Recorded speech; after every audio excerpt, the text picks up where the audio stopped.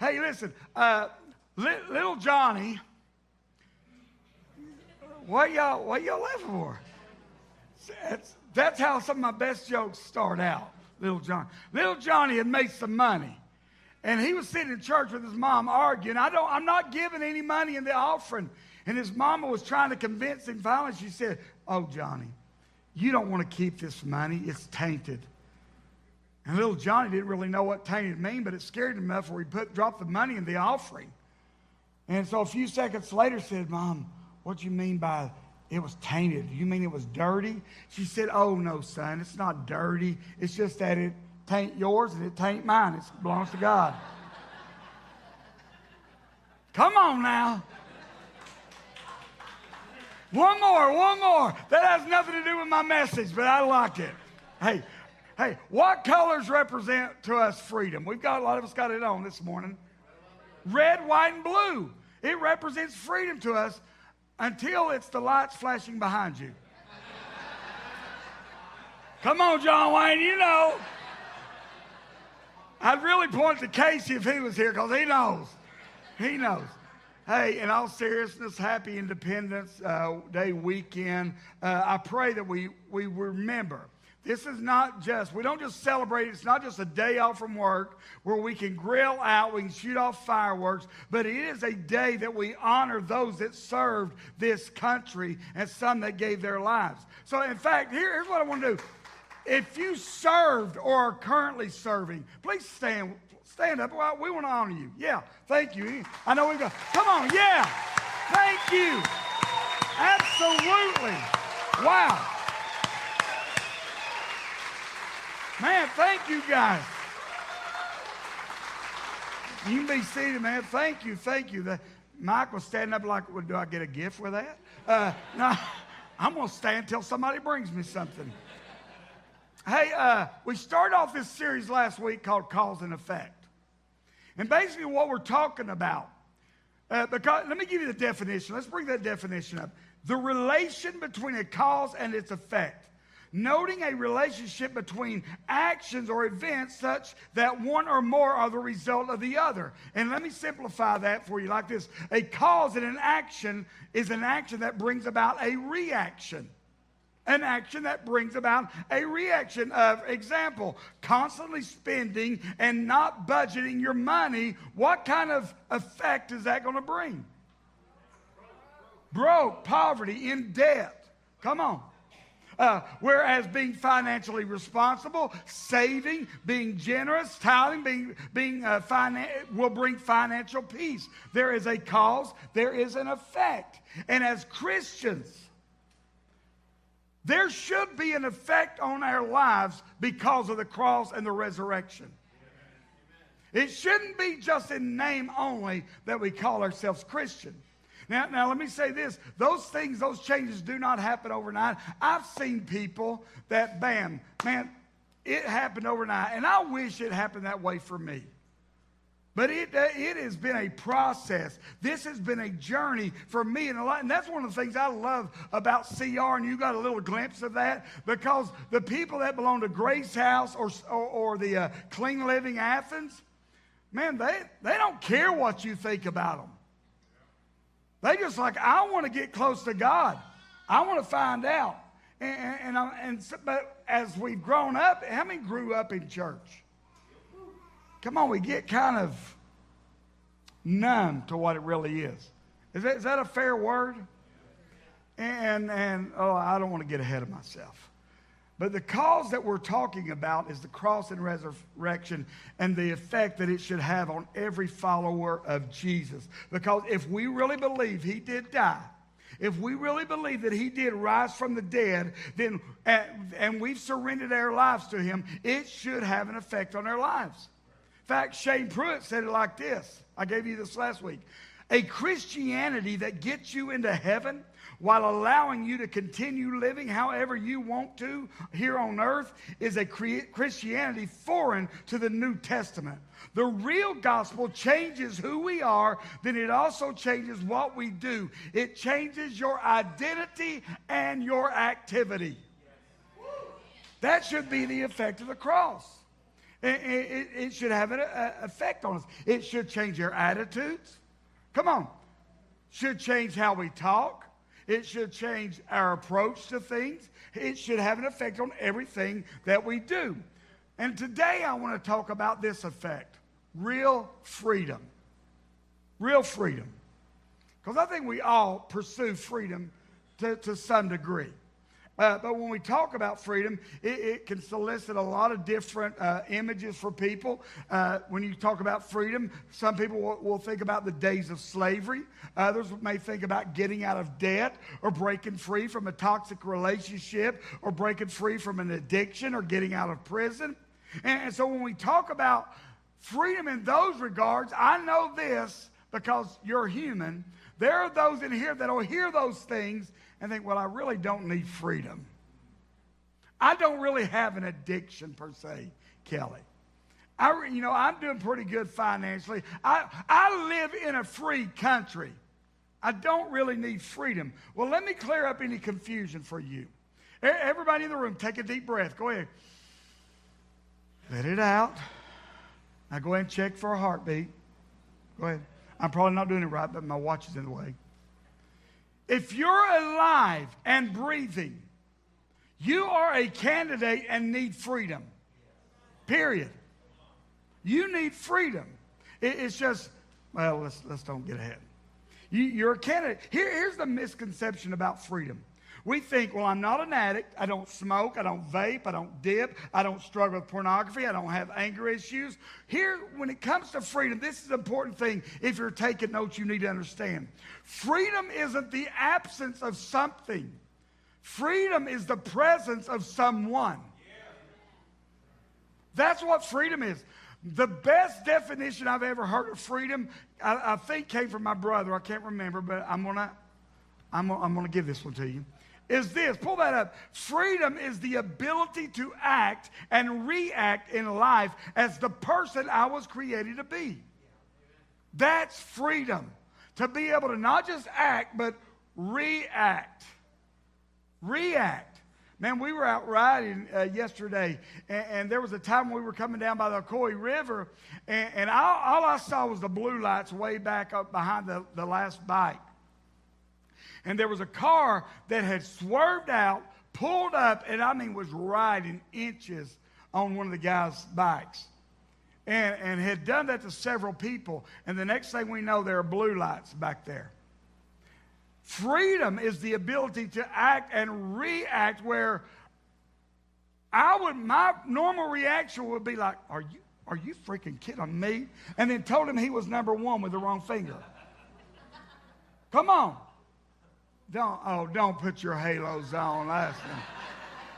I've been out with y'all and y'all didn't know it was pastor and you got aggravated. And come on. Freedom is never about the outward. What's going on the outside or the outward circumstances or situations. It's what's going on the inside. Amen?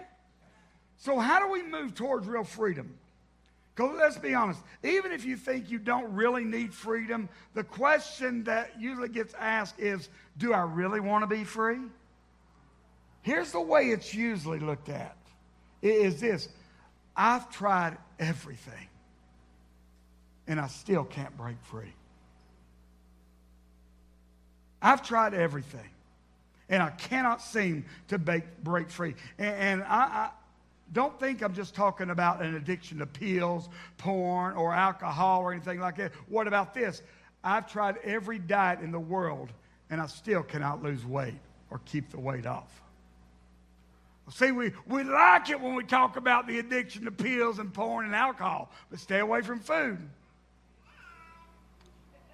Kel, that's not an addiction. Oh, really? For most of us, and I'm meaning this, food tells us what to do.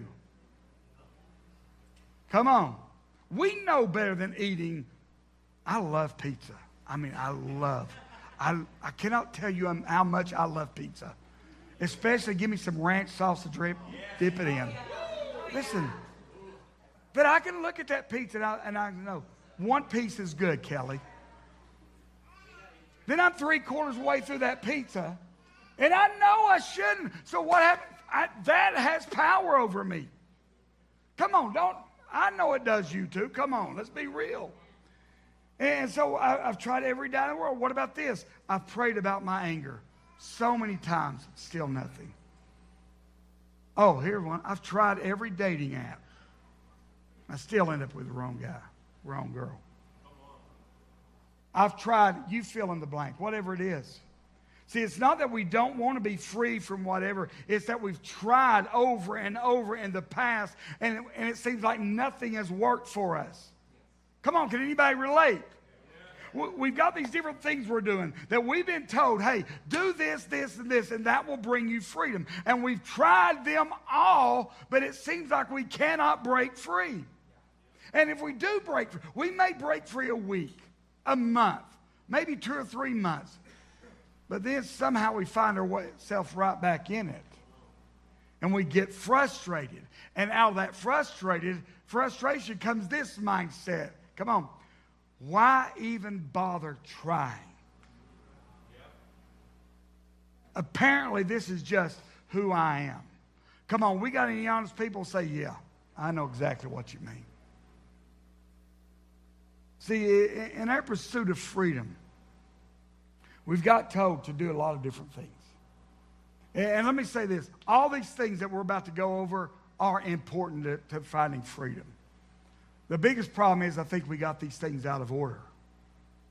And we need to reprioritize some things. But here's the first step they'll tell you in your pursuit of freedom. We need to change our environment. Change your environment. Here's what that looks like. If I could just change my environment, if I could just change my surroundings, if I could just get out of this place. For some, it may sound like if I had a better spouse, if I had different kids. At least now I know who I'm talking to. If I had a better house, a vehicle, a better job, if I had a couple of days off. Skilo said it like this: if I was a little bit taller, if I was a baller, wish I had a girl I liked, I'd call her. Come on. If. Maybe for some of you it sounds like this. If I could just lose this weight and get thinner, then. If I had a different upbringing. If I had a dad growing up. If I had a better role model growing up. If I'd been given other different opportunities growing up. If I could just win the lottery. If my pastor would dress more like a pastor.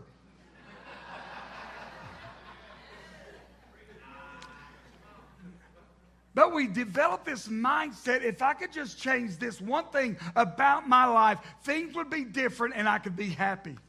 And what happens, we end up living in this if state of mind. If. And that if state of mind makes us think and believe that if we want to be happy, if we want to break free, if we want peace, those things are byproducts of my surroundings and my environment. Look what the Apostle Paul said in Philippians 4:12 and 13. I'm going to read this from the Message. He says, I've learned by now to be quite content, whatever my circumstances. I'm just as happy with little as with much as with little. I found the recipe for being happy. Anybody want that recipe? I'm about to give it to you. Whether full or hungry, hands full or hands empty. And here's the recipe. Whatever I have, wherever I am, I can make it through anything in the one who makes me who I am. Yes. Yes. Woo. Yes. Paul says, I've learned to be content, to be happy in whatever environment or surroundings I find myself in. Do you know the environment Paul was writing this from? Prison. Prison. And Paul writes, whatever I have, wherever I'm at, I'm content, I'm happy. Paul was aware of this, that real freedom wasn't a byproduct of his environment or his surroundings. It was knowing the one who makes him who he is. That is where freedom. So if we have this mindset, if I could just change this, if I could change my environment, my surroundings, what happens when our environments change, surroundings change, but we don't? Come on. We end up becoming more frustrated and a little less hope-filled. And again, I think your environment and surroundings are vital to your walk with Christ and to lasting freedom. I just think we've got them out of order.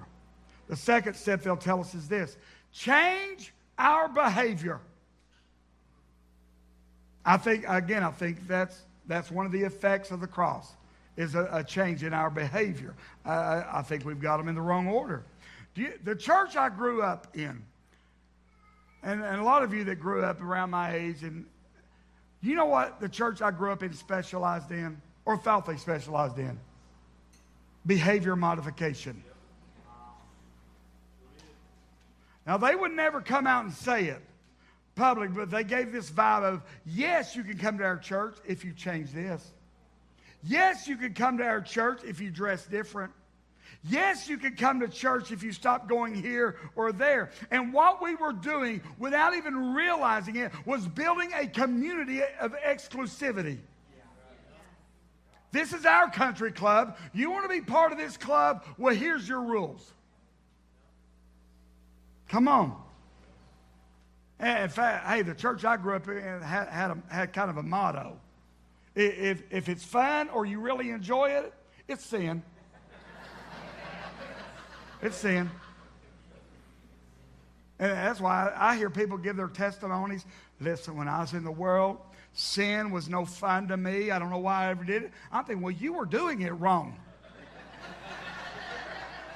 Because the Bible even tells us sin's fun, it's just for a season. And we had our little jingles. Chris, I don't remember this. Good Christian boys don't drink, smoke, cuss, or chew, or date girls that do.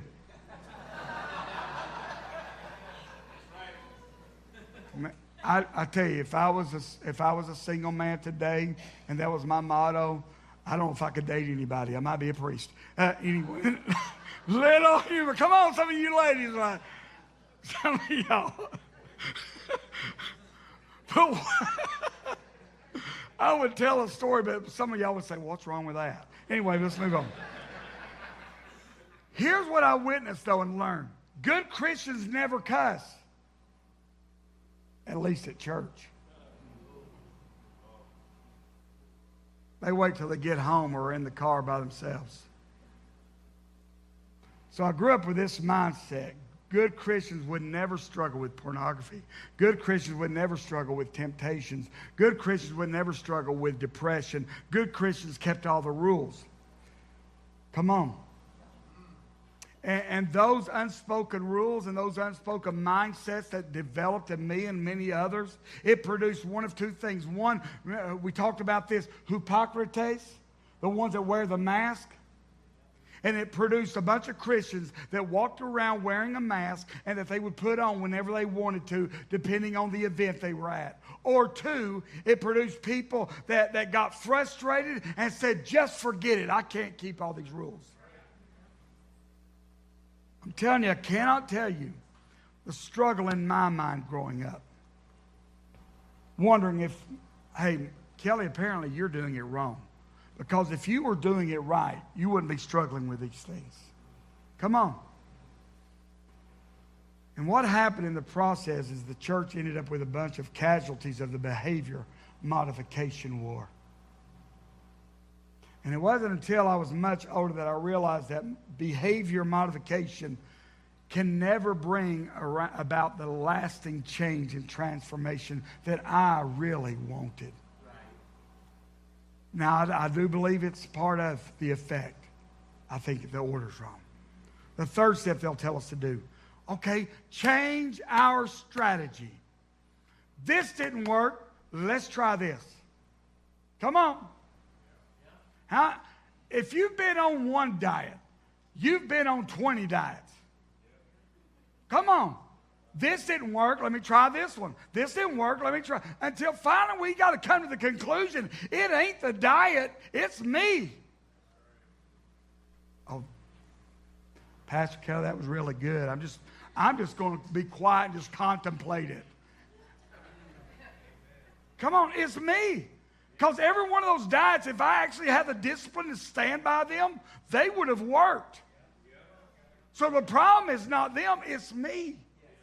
But we get in this, let's change strategy. Let's change strategies. You know, there are studies that have shown that most of our behaviors, how we act, how we respond, are the byproduct of what is called mental maps in our minds. And here's how those mental maps are formed. Behaviors formed and shaped by experiences from our past. Things we saw growing up. They create these mental maps. We kind of program our mind to believe this. So over time, our minds develop these strategies that, hey, I'm not going to repeat that mistake again, or I'll never do that again. And this mental map kicks in. It may look like, anybody ever put yourself into a situation or conversation trying to help, and you walk away from that thing, well, I'll never do that again. Come on, anybody? Or you get hurt in a relationship, and without even realizing it, you start developing these mental maps of, I'll never let that happen to me again. Or you trust a friend with something that's going on in your life. You haven't told anybody else, but you trust them. And suddenly now everybody's talking about it. So this mental map gets formed in our minds that says, hey, last time I'll trust anybody. It won't happen to me again. And the hurt and the betrayal that you felt, the loss you felt from these things, they end up controlling and influencing how you approach life, how you approach relationships, even how you approach church. I'll never trust again. I'll never give my heart away again. I'll never be vulnerable again. I'll never be part of a church again. I'll never be involved in ministry again. My wife will tell you, hey, at least once a month I quit this church.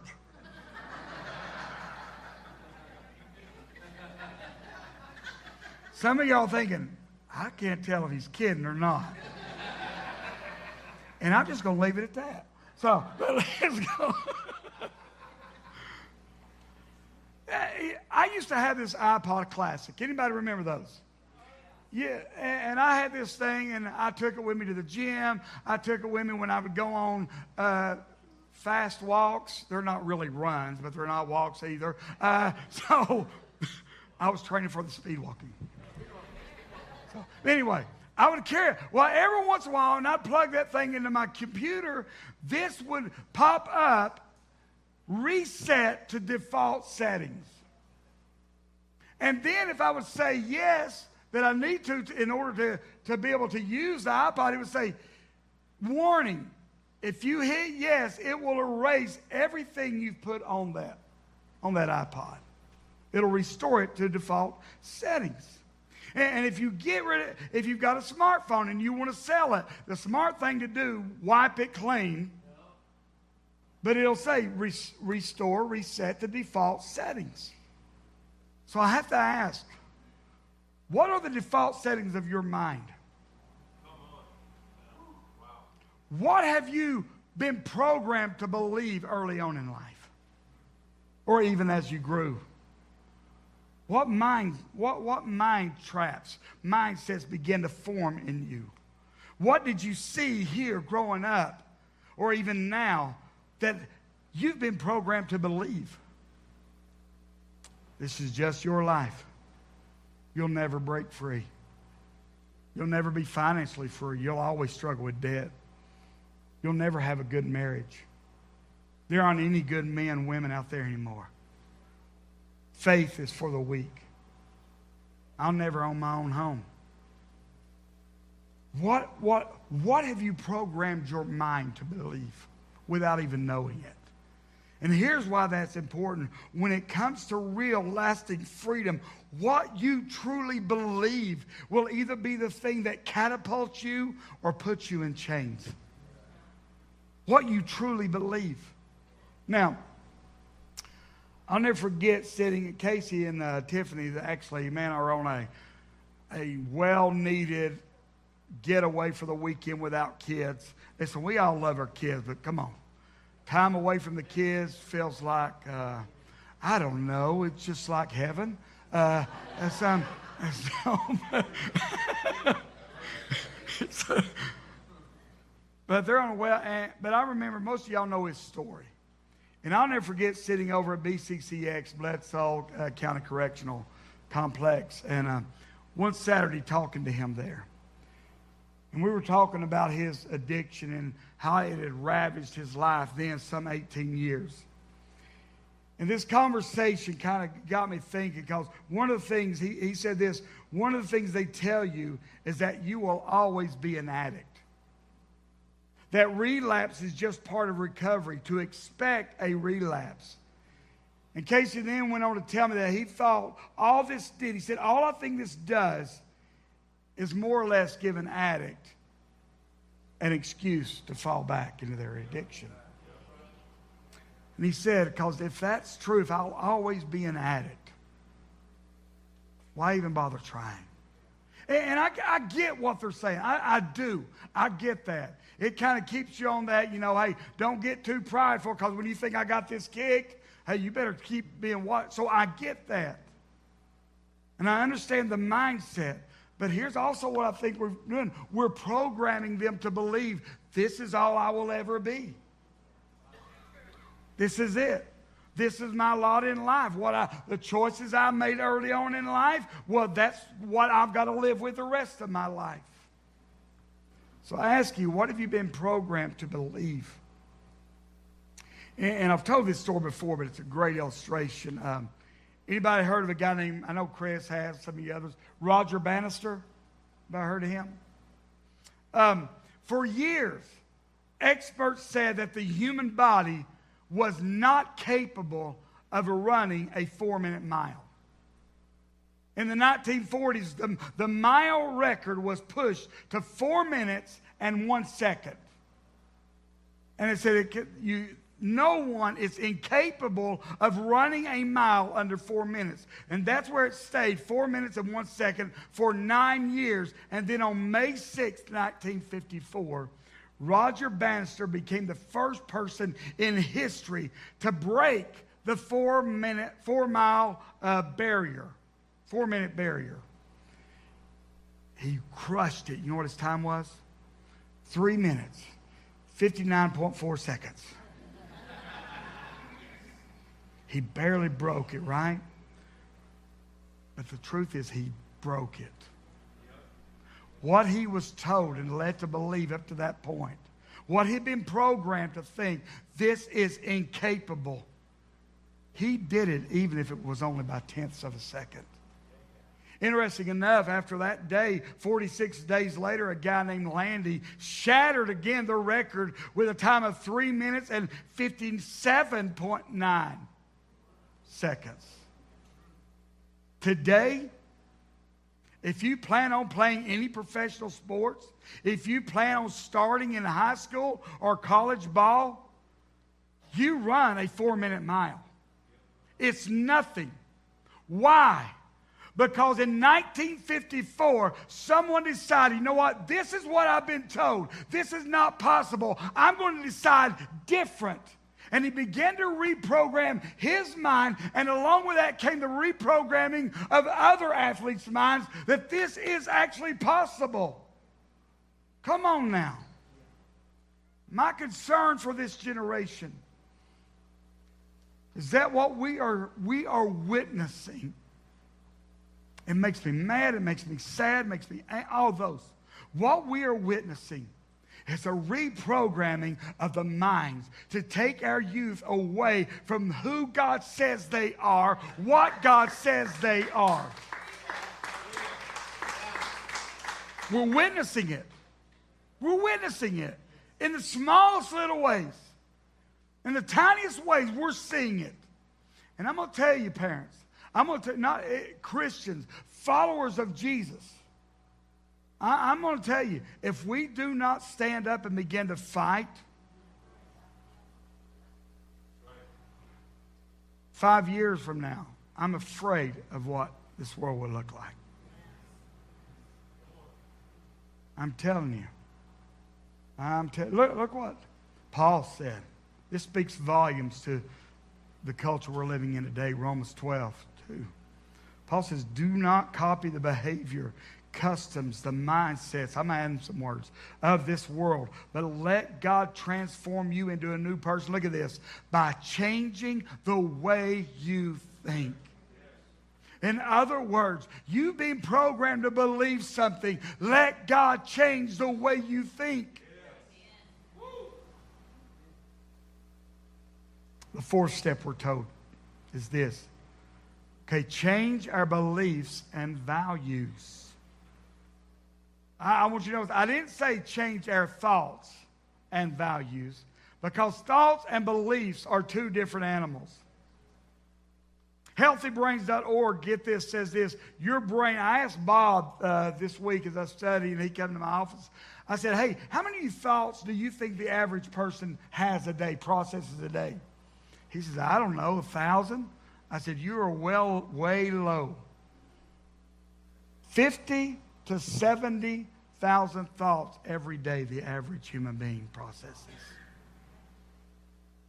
That's roughly 35 to 48 thoughts per minute. You're thinking it right now. Come on.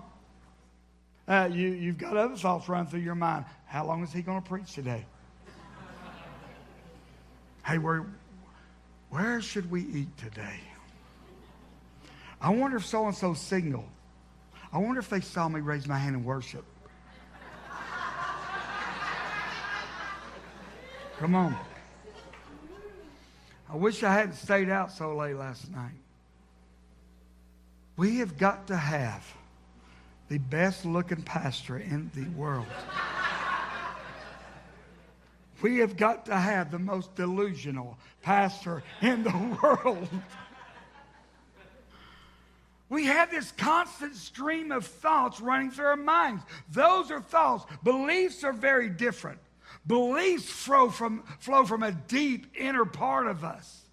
In fact, I don't know who said this, but man, it stuck with me. It said this, beliefs are the soundtrack that keeps playing over and over in our mind, affecting what we do, how we feel, and how we think. Those are beliefs. It controls what we do, how we feel. I'm talking beliefs like, I'll always be alone. That's there are people, they really believe that. Nobody loves me. I was born this way. I'll always be this way. I'll never break free from this. I'm so inadequate. My life is out of control. Or here, I'm used goods. Why would anybody want me? Can I tell you this? I believe that those beliefs will do more damage to your freedom than any pill ever will.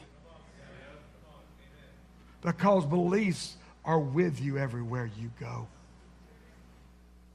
I'm telling you, those beliefs, they're like glasses that we see everything through.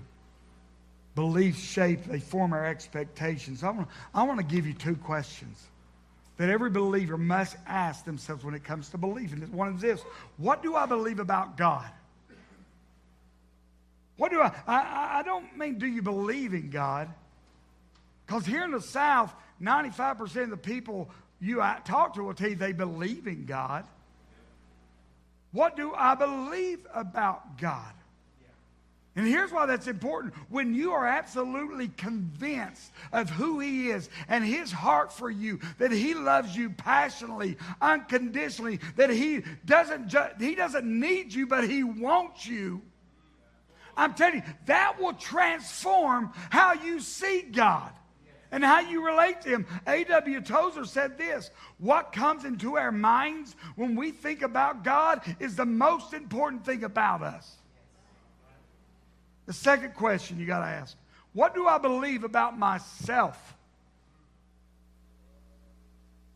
In other words, how do you see yourself? What value do you put upon yourself? Because if you measure it by how the world deems value, they look at things like the kind of car you drive, the house you live in, the neighborhood you live in, clothes you wear, how many followers you have. They determine your value on those things. And here's the biggest problem with getting your worth from those things. Those things can be gone in a heartbeat. Let me show you how valuable you are. Romans 5:8. God showed his great love for you. God showed how valuable you are by sending Christ to die for us while we were still sinners. I know in this world you've had to earn people's love. You've had to earn different things. But God said, before you ever even chose me or thought about, I loved you enough to die, send my son to die for you.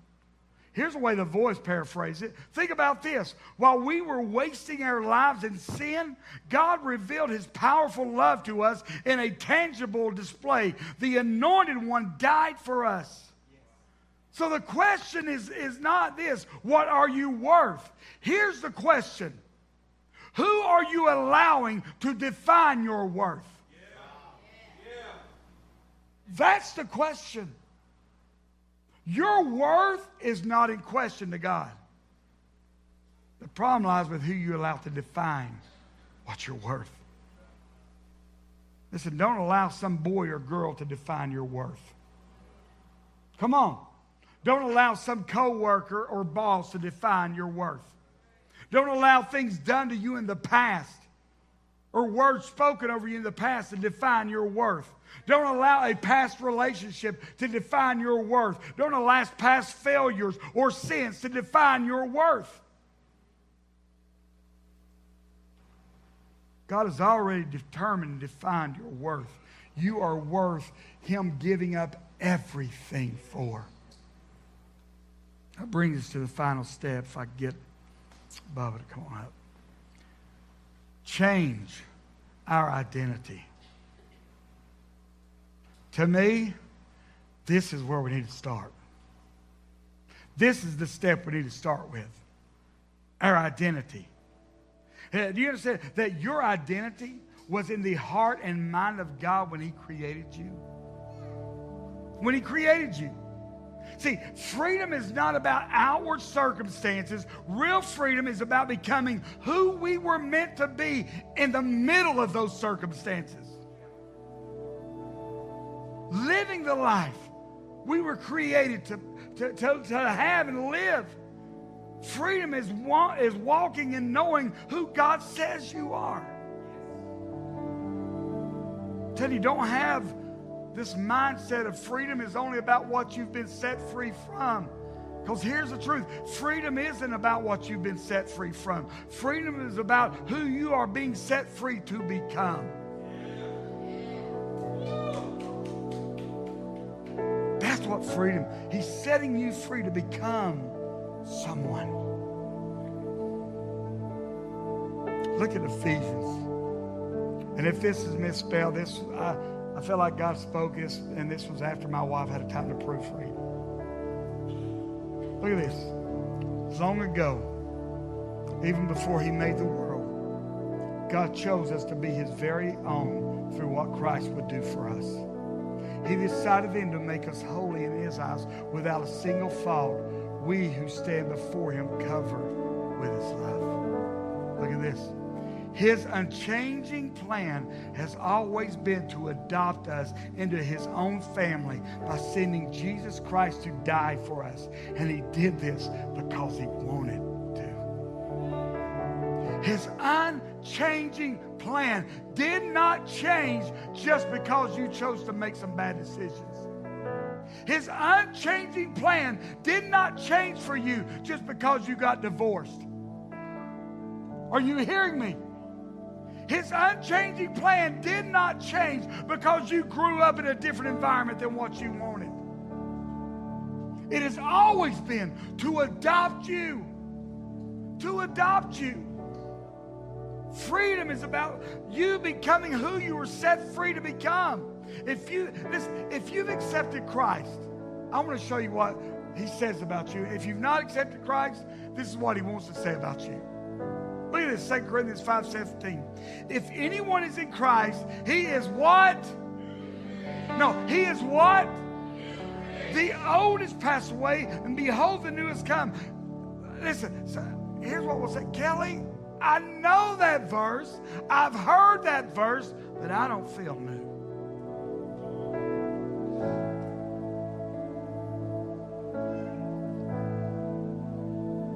Maybe it's because we don't really understand what salvation is.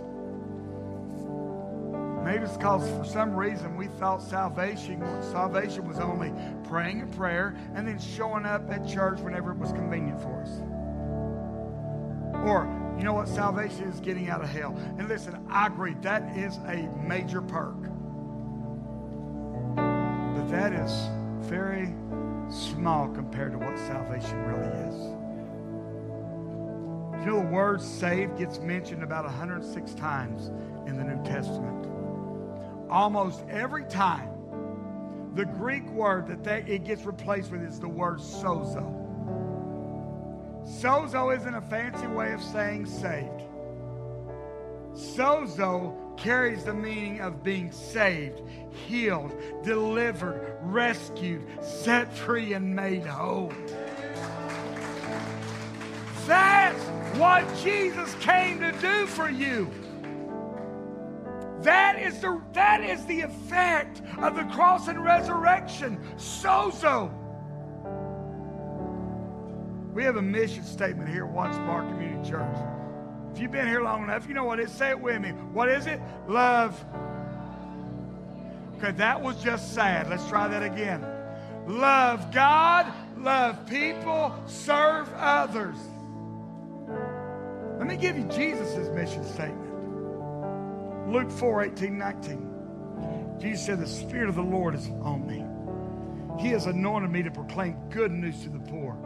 He has sent me to heal the brokenhearted, to proclaim freedom for the prisoner, recovery of sight for the blind, to set the oppressed free, and to proclaim the year of the Lord's favor. That's his mission statement. Get this, the original Greek word there for freedom is not what we think when we hear freedom. The original word literally means this, to be pardoned, as if no sin or wrong had ever been committed. Remission of the penalty. That's Jesus' mission statement. Freedom isn't the absence of something. It's the presence of someone. Stand with me across this room. Maybe we've been trying things in the wrong order for so long. And we found people getting frustrated when they try changing their environment or their situation, or they've tried different strategies, and they've tried all these things, and they're just frustrated. When maybe we should start at the identity. This is who God says you are. Paul knew how important it was. Remember the passage we read earlier? Whatever I have, wherever I am, I can make it through anything. And the one who makes me who I am. Wherever I am, whatever I have or don't have, I can make it because I get my identity from him. I'm convinced if we were to get that right, if that's where we're to start, this is my identity. This is who God says I am. I'm done listening to the world. I'm done listening to friends. I'm done listening to social media, to the news. Listen, they're telling me all these different things, but God, this is who you say I am. And if we began to get our identity there, I think the process of freedom would go smoother for us. Heads bowed, eyes closed.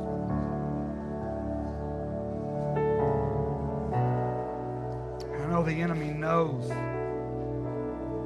this because that is why he is fighting so hard on the identity issue right now. Let me take their identity. Let me steal their, let me confuse them.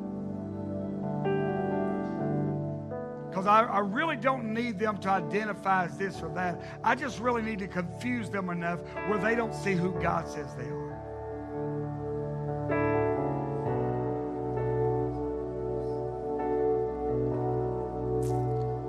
you're here this morning and you've been fighting for freedom, and you've had some mindsets that have been programmed in your mind that you've become to believe if this is just the way it is, you'll never truly break free. You'll never be any different from this. This is what mom and dad had. This is what I have. I'll never do this. I'll never do that. I'll never own a home. But those thoughts have been programmed in you. And today, you want God to reset to default settings the way He made you. And I'm talking to followers of Jesus. If that's you, raise your hand. Yeah. Oh, yeah.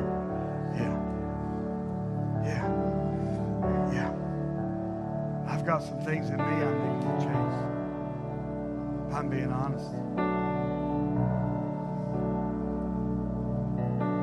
Let's do this real quick before we proceed with this altar call. If you're here, and maybe you don't have a relationship with Jesus, and hear me, I'm not talking about religion. I'm talking about relationship with Jesus. You don't have that relationship with Him. You hear people up here talk about Him, others talk about Him, and you're like, man, I want that. I just don't have that. And I want to be secure in my walk. And today I want that to change. I want to celebrate Independence Day by getting independence through God. If that's you, raise your hand. Because, man, yeah. Absolutely. Okay, here's what we're going to do. Look up at me. We're going to sing a chorus of a song. If you raise your hand for either one of those, I want my prayer team to come on up right now. Come on, get up here. Get up here. Kaylin, get up here.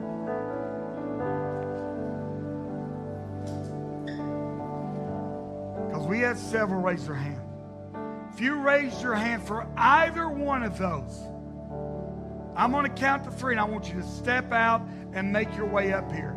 And team, I want you to say, hey, what do I need to pray with you about? And if they say relationship, let's start there. Then we'll work through all the other stuff. Amen? Come on up here, guys. Let me get to y'all easier. We'll count to 3. You raise your hand for any of those. Listen, what? Here's not the, I don't want anybody, listen, this place, we know how broken we are. And we want to see God work in you like He's worked for us. So you don't have to worry about anybody looking down on you, because we don't want people looking down on us. So I'm telling you, raise those hands. Now's the time. 1, 2,